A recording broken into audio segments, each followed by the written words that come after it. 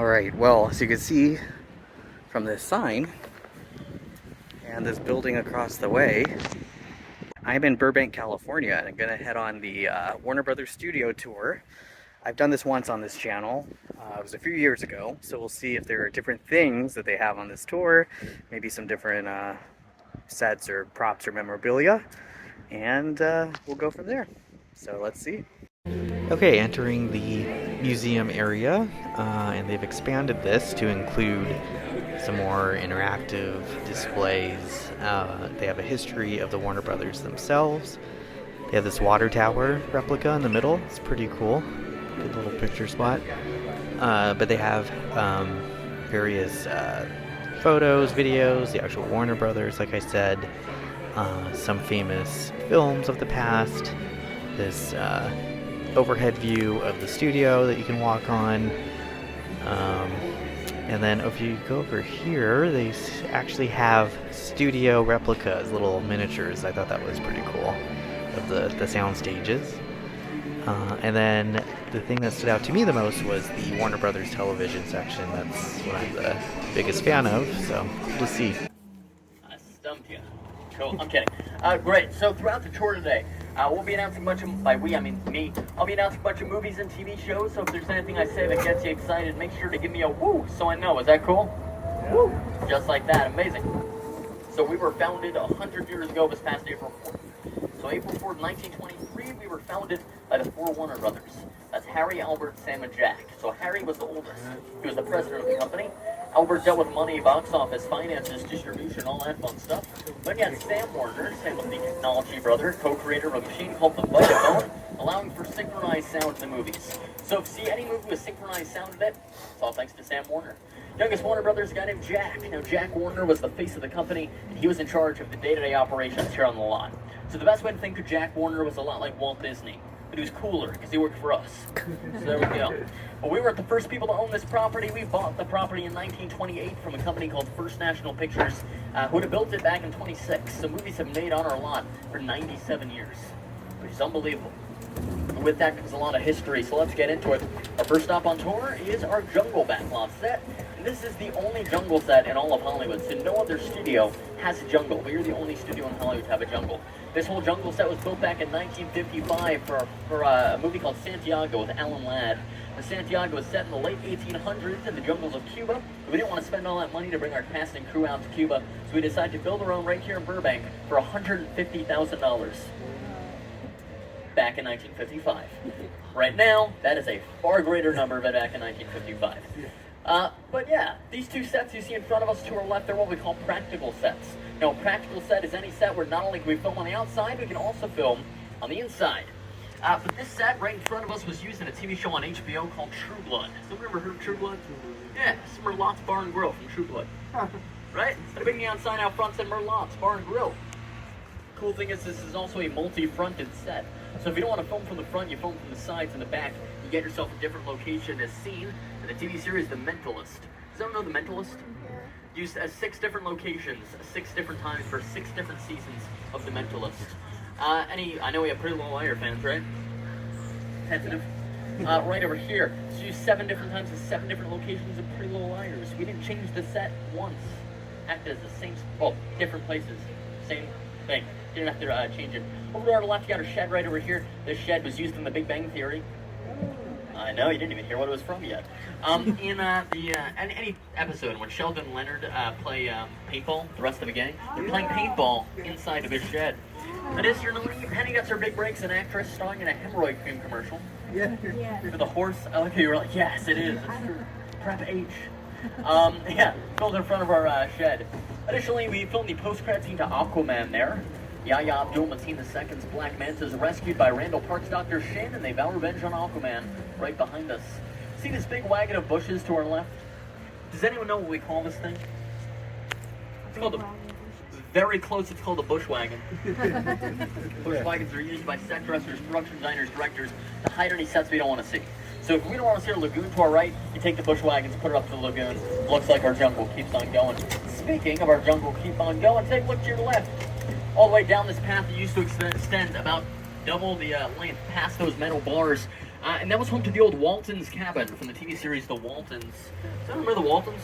Good night, John Boy. Right? On every single episode of The Waltons, well, I shouldn't say every single episode. In the early episodes of The Waltons, John Boy would put his little book bag running all the way down, or jungle right down this path from home all the way to school. Now, for my Gilmore Girl fan, this to my left was the site of the famous deer car accident. Rory Gilmore late for exam, deer hits her car. Done right there. Ooh, I know, that's the correct response to a car crash. Ooh, right? Yeah, it's back.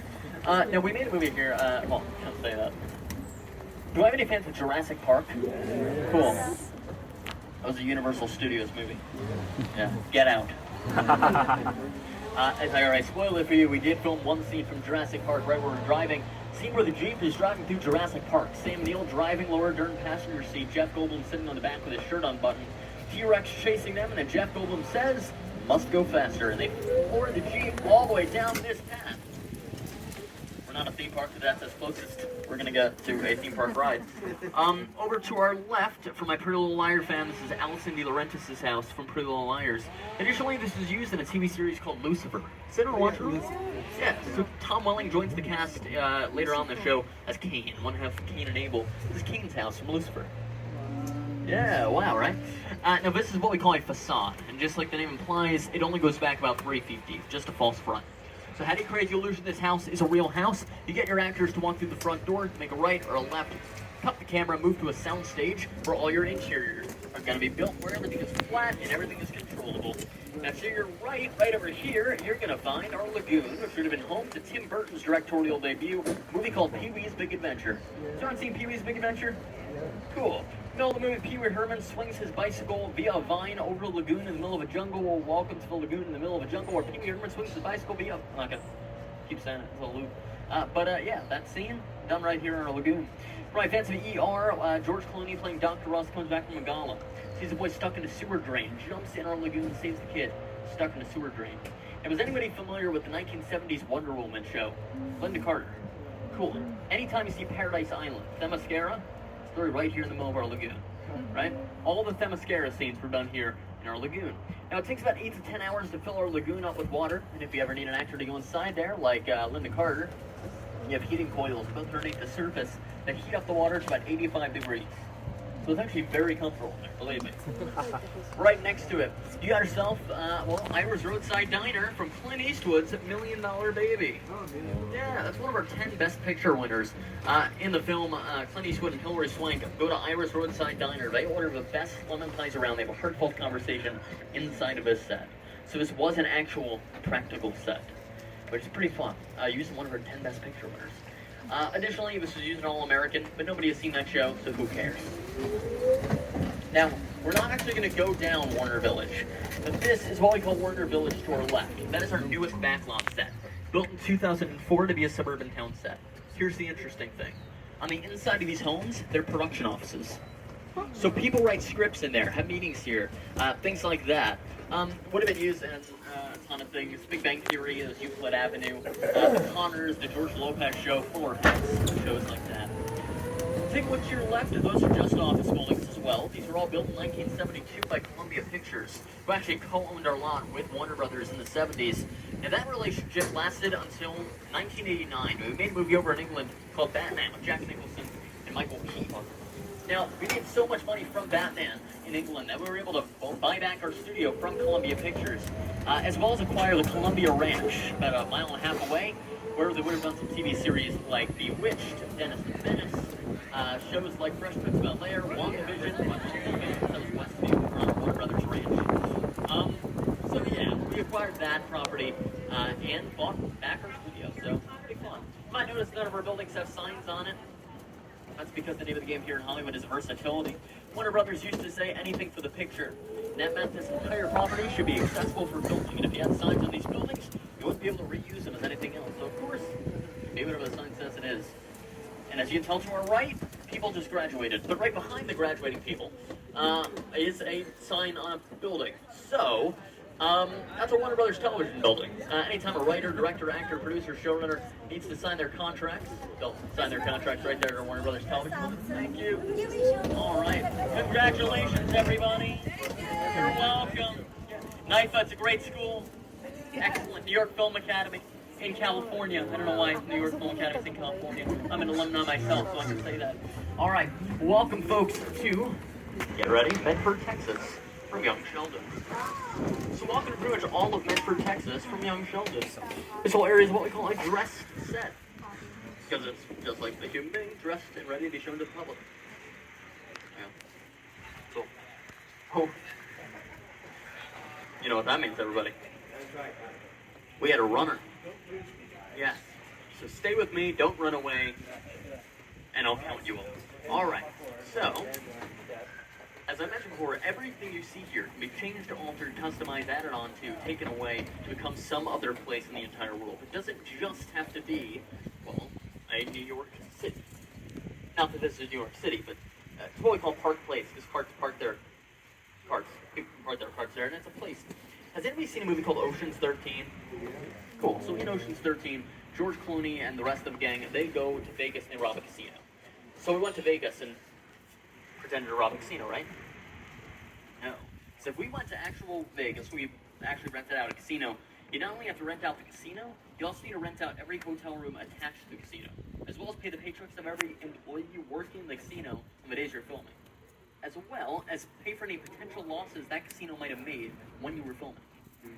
It costs almost as much to just build a new casino than it does to rent one out in Vegas. So if you look to your right, that's the casino we robbed from Ocean's 13. Looks different, I know. If you rip off that brick, by the way, it's made of fiberglass. If you rip off that brick, you replace it with type, you add an awning, cover your entire sidewalk with carpet, add a valet, some fancy cars, and street lights, you got yourself the casino from Ocean's 13. Remarkable, right? I know. Yep.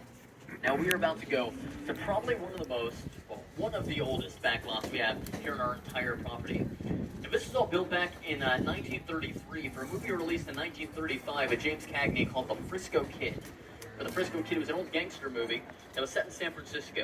So we built this to look like San Francisco. But the name San Francisco Street doesn't last very long. It only lasts about 5 odd years, until we make a movie in 1938 called Angels with Dirty Faces with Humphrey Bogart and James Cagney, directed by Michael Curtis. And for that movie, we made the street feel more like we were driving through the New York City tenement homes. So we called the place Tenement Street. Yeah, but named Tenement Street lasted until 1982. We made a movie here called Annie. Has anyone seen Annie, based on the musical? Yeah. Well, welcome to New York from Annie. To our right, that's Miss Hannigan's orphanage. Now, the production designer of Annie was a man named Dale Hennessy. When Dale Hennessy came to our lot to scout locations for Annie, he noticed there weren't any fire escapes. So he goes into actual New York City scrapyards, finds actual New York City fire escapes, ships them out to LA and installs them above our heads. And he does such an incredible job designing the look of New York for Annie. He's nominated for Best Production Design at the Academy Awards in 1982. Unfortunately, Dale Hennessy passes away from aortic aneurysm right before seeing that nomination. I know. So we decided to honor him by renaming the street Hennessy Street. So everybody welcome to Hennessy Street. The Hennessy Street would later return to New York, of course, for Friends. So Friends fans, I'm sorry, but about 95% of New York was done in LA, as I mentioned before. And to our left, that is where Chandler was seen running through hot dog stands, garbage cans, all that fun stuff, to say hi to Joey's girlfriend, Kathy. Now, we don't like Kathy. She cheated on Chandler and cheated on Joey. Bad news. Hang on.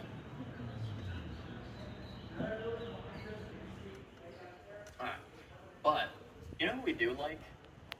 Batman. Welcome to Gotham City, everybody. Yeah, this was Gotham City 3 times for the Batman movies. First in Batman Returns with Michael Keaton, second in Batman Forever with Val Kilmer, and third, Batman and Robin with George Clooney. Arguably a Batman movie. Yeah, true. But alright, to help you visualize what the street looks like in movies and TV shows, take a look at the screens in front of your face above your heads, and I'll play you a video showcasing Hennessy Street. This is Hennessy Street, as it was seen in the 1982 motion picture version of the musical Annie. It's called The Greatest Showman. See The Greatest Showman? Yeah. Now, in the opening of the movie, young P.T. Barnum will sing the song A Million Dreams. He walks up to that red storefront window, looks at his reflection, and sees Hugh Jackman. Me personally, I'm jealous. I too would like to look at my reflection and see Hugh Jackman. I don't, but I'd like to. Now, as we make, we're going to make our left, but take a look to your right. That was all of Chinatown in the movie Gremlins. In the opening of Gremlins, Gizmo Little Mogwai creature bought in a shop by Billy's dad in Chinatown. Well, welcome, folks, to Chinatown from Gremlins. Do you have any National Lampoon fans? Some of us? Yeah, we made National Lampoon's Vacation right here. This is downtown St. Louis. I checked our hubcaps. We're all good. Let's keep on going. Now, if you look over to your, well, straight ahead, I guess, that's our famous Warner Brothers water tower. Can everybody tell me how many gallons or liters, I know the answer to both, of water are in that water tower? 0. You're 100% right. There's no water in the water tower. We actually took all the water out back in the 1970s because we're in a drought here in California. There is a real water tower originally built back in 1926 by First National Pictures, who built the rest of the studio, but it was originally built to be on our front lawn. And then in 1933, there was an earthquake in Long Beach, and it caused one of the legs of the water tower to buckle. And the whole thing was leaning over our stages, and we were terrified it was going to fall, so we actually moved into our backlot, where it's been ever since. What was that? Oh, just the car? That's the next Batmobile. Okay, mess around with it. Yeah. That's a cool car, though. By the way, this parking lot is awesome. You're like, it's a parking lot then. What's so awesome about it? Well, I'll tell you. This parking lot is what we call Lot H. I call it Lot Helicopter because we actually covered this entire parking lot with sand, turned it into a desert for a movie called Terminator Salvation with Christian Bale. We dropped a helicopter on a Terminator in this mobile parking lot. We also built a big water tank, added a blue screen right around it, became the Indian Ocean for Aquaman. Many, many years before that, we had a backlot here, kind of an old English village, used for a Betty Davis, Errol Flynn movie called, Private Lives of Elizabeth and Essex, became England for that film. Later reused for The Adventures of Robin Hood. It was all of Nottingham, England, for The Adventures of Robin Hood. Crazy, right? All in the same space, all in a parking lot. But all right, everybody, so welcome to what we call New York Street. Welcome to New York. Is everybody okay with walking around a little bit? Let's do it. Before we do that, I'm going to play another video to showcase New York. So check it out. When First National Pictures built this place, they had a New York Street. When we moved in 28 and 29 and 30, we actually kind of tore all that stuff down, built our own version of New York Street. The only part of First National Pictures New York Street that is left is that small little area all the way down there. That goes maybe about one city block. That's all that's left in First National Pictures New York. Everything else here was built in the early 30s, later reused in the 40s and 50s for pulp detective noirs like the Maltese Falcon. Of course, this acted as San Francisco for the Maltese Falcon. Funny thing is, as I mentioned before, everything is here to be changed, altered, edited. So we made a movie here with Tom Cruise called The Last Samurai. Remember The Last Samurai? Yeah. Cool. For The Last Samurai, we transformed this entire street into feudal Japan for the film. It took 3 months to do. We only got on film for 3 minutes. Shows you the length you're willing to go. Now, take a look right behind you. Does anybody watch Abbott Elementary? Show. That is what we call a canton. It's a facade that you can plaster on a pre-existing building to make it look a little bit different. That is exactly what we do over there for Abbott Elementary. By the way, for my George Clooney fans, straight ahead to your left, the corner set is Chicago County Medical from ER. Now, after a long day of working at the hospital, the whole entire crew will go across the street and they go to Doc Magoo's, a restaurant bar. Does anybody here watch the show Shameless? Shameless, yeah. Sure. Yeah, that corner set is Patsy's Pies. So Fiona Gallagher works. There's also the convenience store that Ian Gallagher works at in seasons 1 and 2 of the show. That's great. Remarkable, right? All right, follow me down this way. I love Shameless. Yeah. For my DC Comics fans, my superhero fans, welcome to Metropolis. So now you can say we've been to Gotham City and Metropolis. This is Metropolis for a TV show back in the 90s called Lois and Clark, The New Adventures of Superman. And Terry Hatcher. The set on the corner right over there, that was the Daily Planet. That's where they work in the show. It was also featured in Gilmore Girls for my Gilmore Girl fans. That's where Luke and Lorelai had their very first date in a bar. Also seen in the TV series All American, but nobody here has seen that show, right? Great. So moving on. Has anybody seen a Kristen Chenoweth show with Lee Pace called Pushing Daisies? That is a great show. That's a pie shop. Also featured in the movie in the 30s called Mystery of the Wax Museum. Now, I don't know if anybody's ever heard of it, but you might have heard the remake of it called The House of Wax with Vincent Price. Yeah. Now, for both films, there's a wax museum that burns to the ground. They then have to steal the wax museum in New York. For Mystery of the Wax Museum, that corner set, well, is the Wax Museum. Do you want to go inside one of our sets? I do a question. So, are you actually filming things in that building, or just saying the facade for before the scene starts? So I'll show you. Let's go inside. Follow me. So this is a practice set. However, there are a few facades here on the street. A lot of what you see over there are facades. All of this, with the exception of this corner building, is facade. Let me actually see if this is okay. Looks to be. All right, everybody.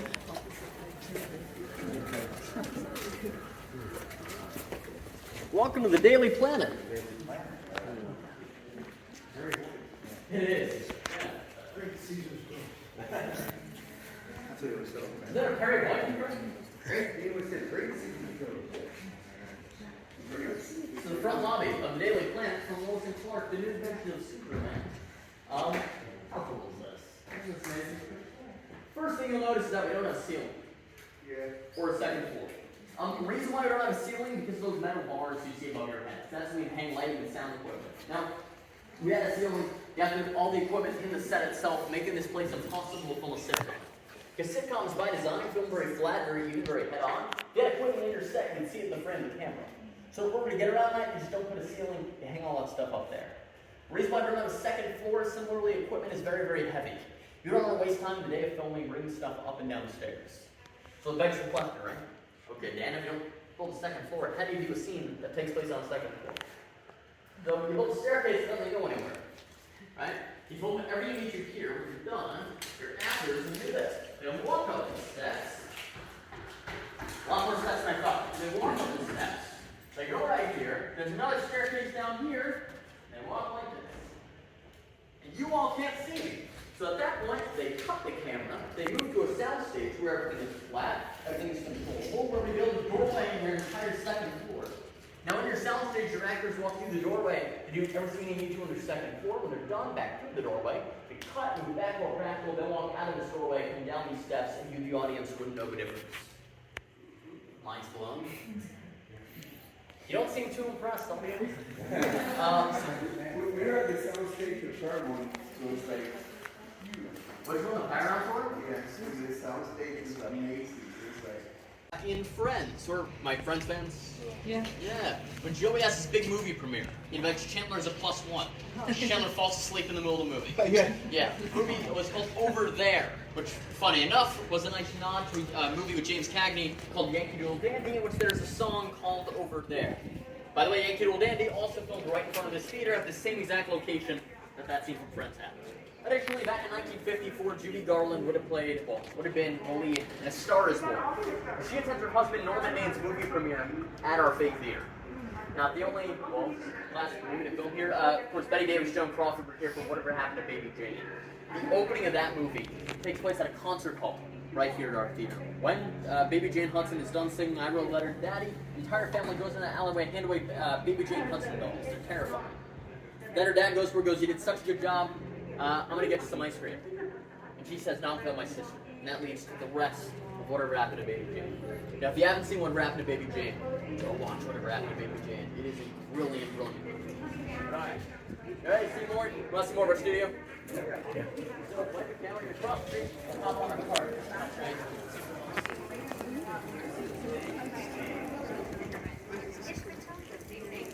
They gave me 2 weeks.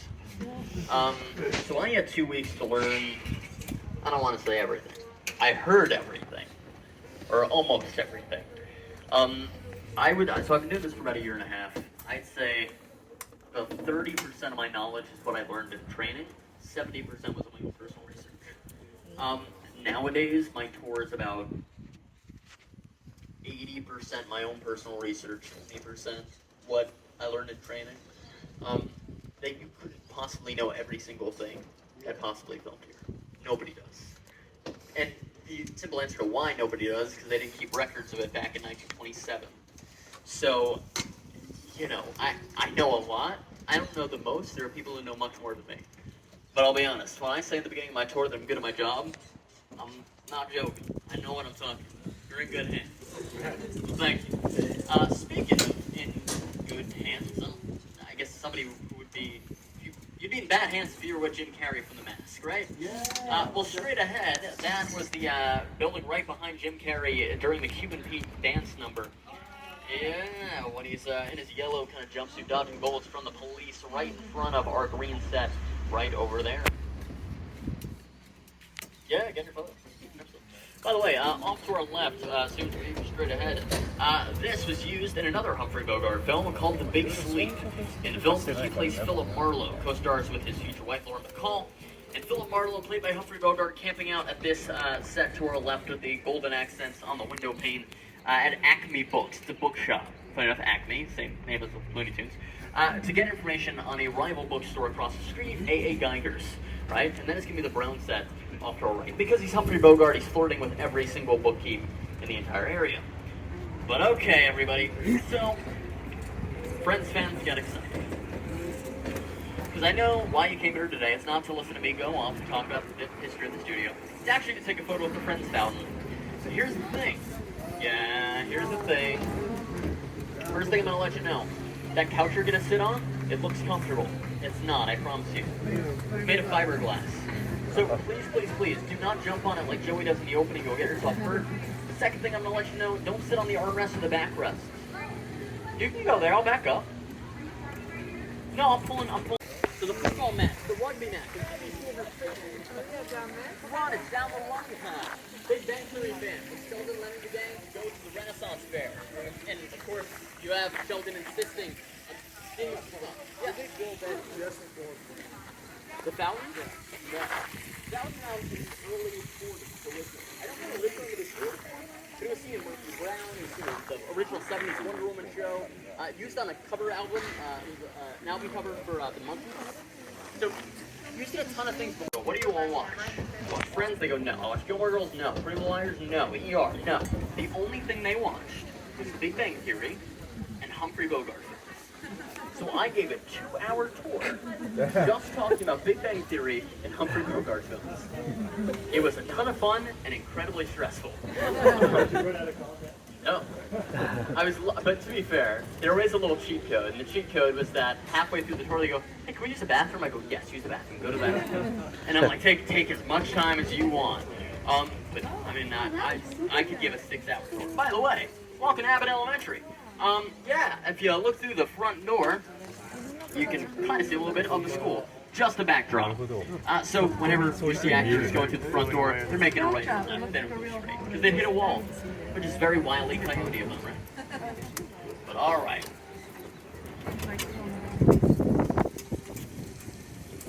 So Lord of the Rings filmed entirely in New Zealand, which is a little difficult to show you. But the same technology used, here's something kind of a cool little fun fact about Lord of the Rings. The same technology used in Lord of the Rings to make the effects of the hobbits, right, was how they reversed it. And they did that to make Will Ferrell in Elf, the movie Elf, really, really tall. It is the same forced perspective effects done in Lord of the Rings as you see in Elf. Two completely different things, right? But still kind of fun. But alright, everybody, welcome to what we call Midwest Street. And Midwest Street was used as Stars Hollow, Connecticut, the Gilmore Girls. It was Rosewood, Pennsylvania from Pretty Little Liars. It was Hazard County from the Dukes of Hazzard. Somebody Dukes of Hazzard fans? Yeah, welcome to Hazard County. It's also Walton's Mountain from the TV series The Waltons. Funny enough, that church over there, that's the church from Pretty Little Liars. Anytime a character dies, there's a funeral there, which happens quite often. Additionally, the Iowa from the Music Man. Quick question, does anybody want a photo at the gazebo? Dean movies. James Dean made 3 films in his entire life. East of Eden, Rebel, Santa Claus, and Giant. For both Rebel, Santa Claus, and East of Eden, this became the main towns in both of those films. Also used as half the towns in the movie Gremlins and Gremlins. House. She's the old woman who gets frightened when gremlins show up to the front door of Christmas Morning called Growing Pains. That was the Seaver house from Growing Pains. So these are actual practical sets. So we can film inside of here. Hudson Hall, right to our right, that is a facade. And that was the police station in Rebel Santa Claus at the end of that movie. Yeah, here, I'll stop. You sounded excited. So let's stop. Here's the thing. We don't have a lot of time left, but I like you all, and you deserve.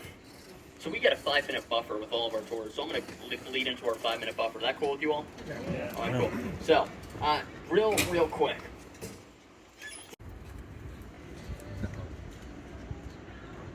Maybe.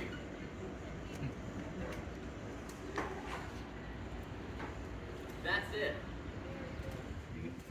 It is an empty warehouse.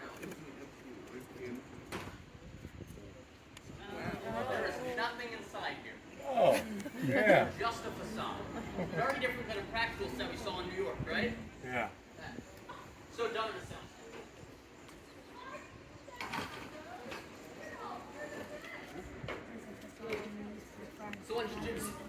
So when James Dean is screaming, "You're tearing me apart," right? Down in a sound. Still, thoughts just kind of take a peek inside, right? By the way, for my group who went to the Paramount pool, is this better than the Paramount pool? I like the, see, that's the quick answer I like. There's no hesitation. Yes, it is. Frasier again? Yeah. You look Okay. like a No original ideas are coming from Paramount anymore. I mean, come on. They can't come up with They even say that. They even say Yeah, they make the yeah. same thing because they Same want over to and make over. sure they make the money. Yeah, I mean, what would you rather watch? Another Frasier or Margot Robbie and Barbie? Easy answer. Speaking of original content, take a look at this. This is the last remaining backlot used in Casablanca. This is what we call French Street. Now, in the flashback, in the Paris flashback scene, a crowd of people storm the street. They notify them the war is about to begin. The Germans have just invaded Paris. This played Paris in Casablanca. Yeah. By the way, off to your left, see that blue set over there? That is going to be used in season 3 of the TV series You. You have any fans of You? Yeah. Nice. Any fans of me? Just wondering. Cool. For season 3 of You, this was Love's Bakery, a fresh tart. Also used in Emma Stone and Ryan Gosling's La La Land. Yeah! That is the coffee shop that Emma Stone's character Mia works at. Called Cafe Sur La La. Right? I know. Season 4. Yeah. The last one, they were English. Yes, I know. They're going to Europe. Oh, wait, to our left. That would be Gotham City Police Department from the 1960s Batman show. That was the billboard. They do the same clip over and over and over again. They've only seen Batman and Robin running up those steps one time, and they loop the footage. But we are about to go into our front lot, where we have our set stages on the shoulder. Now that is our Big Bang Theory stage back in 25. Stage 19 to our right, home to East Texas Tech College campus in Young Sheldon. Speaking of Young Sheldon, stage 15 home to Meemaw's house. Aww, we love Meemaw, right? Built inside of stage 15. Additionally, Conan O'Brien at his late night talk show, Conan, also in stage 15. Right next to stage 15 is the tallest soundstage in North America. Take that, Paramount. It's 98. I'm sorry. I have to. I think I've jabbed every single film studio on this story. I really don't do that before. Alright, take a look at your screens one more time, and I'll play you a video. Show a life story. And they hated repeating their life story over and over and over and over again. Who could blame them? Really, right? Like, I get it. But, who's that? That's Ray? Oh, he's gonna beat us. That's okay. We get a longer tour. That's what that means. So what they started telling people who would ask them what they did for a living is they would say, what we do is the 3 E's. What they meant by that is they believe that their jobs were to entertain, educate, and enlighten them. And I think my job as a tour guide is pretty similar. Would you agree?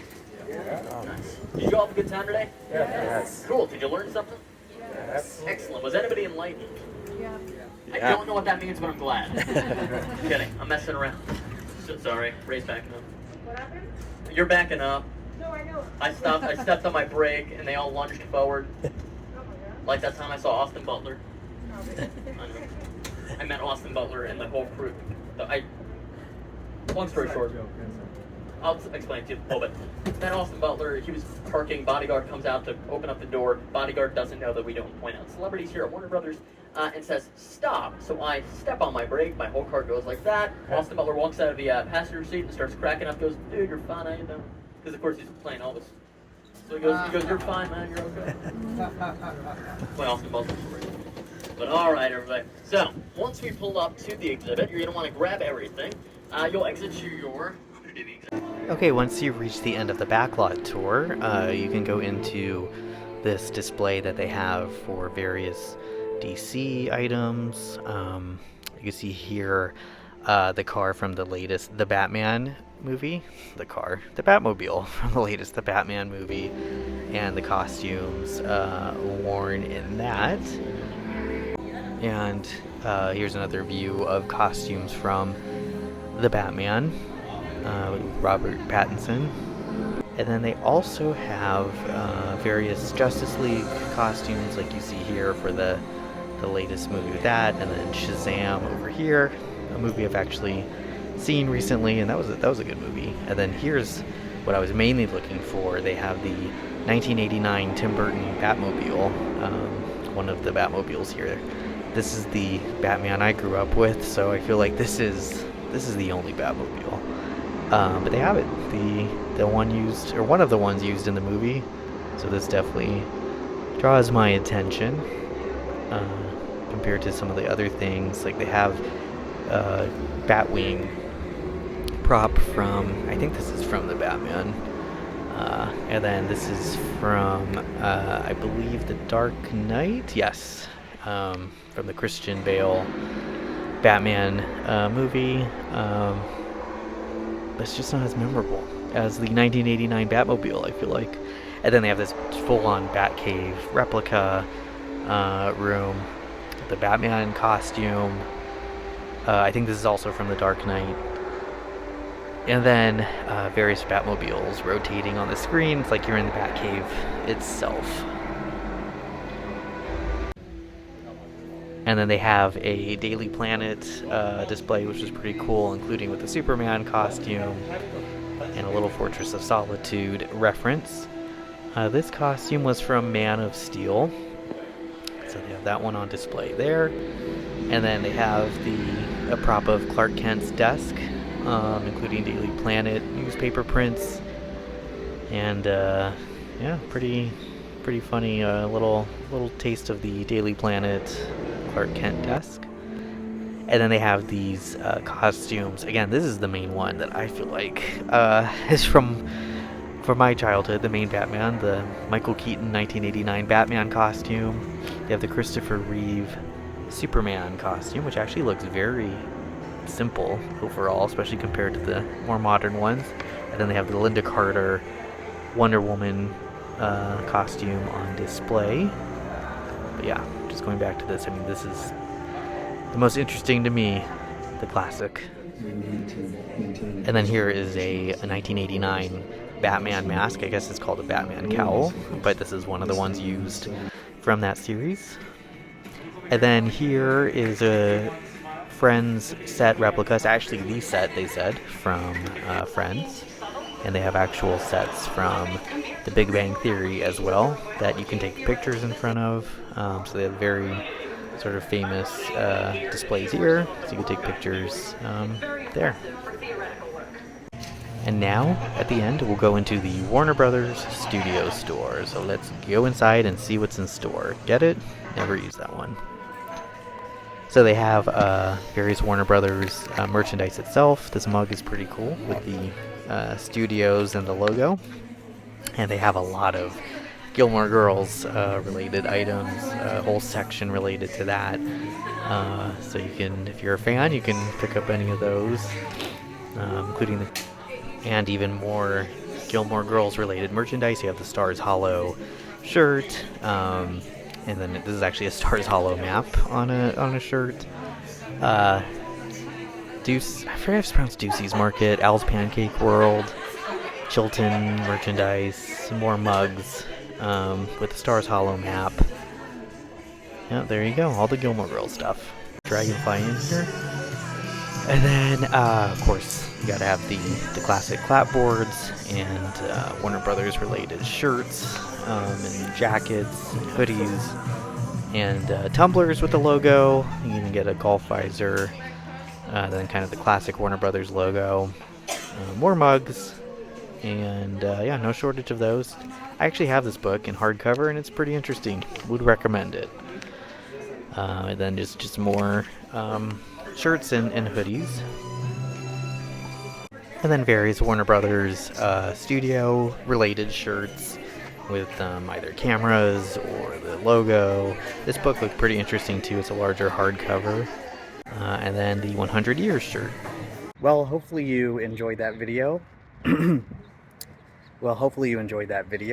That studio tour was interesting. It was different than last time's a little bit. They've added a few new things like the Friends fountain portion, and then they took us on some sound stages I couldn't actually record, but I think every time you do this, it kind of goes through a sort of different experience. It's not always the same. So Definitely recommend it. Hopefully you enjoyed this video. We'll say goodbye to the Warner Brothers water tower in the back there. Please subscribe to this channel. I do a lot of travel type videos, podcast style videos with friends, and then I also have a comedy channel that I will link down below. So thank you for watching this, and yeah, hopefully again, it was pretty interesting. Sorry, there were some people that were coming, so I moved out of their way. Hopefully it was interesting. It was something different. If you're ever in Burbank, California, definitely recommend you come check out the Warner Brothers studio tour. I did some damage a little bit at the Warner Brothers store. There's just, oh wait, this way. There you go. Gotta get the logo. There's just a lot of Warner Brothers content I usually watch. A lot of Warner Brothers shows that I like, including The West Wing. They have some merchandise for that in there. And then I'm not gonna lie, I admitted on the tour I watched the Gilmore Girls. My sisters watched that, so they had that merchandise. And then of course tons of DC, Big Bang Theory.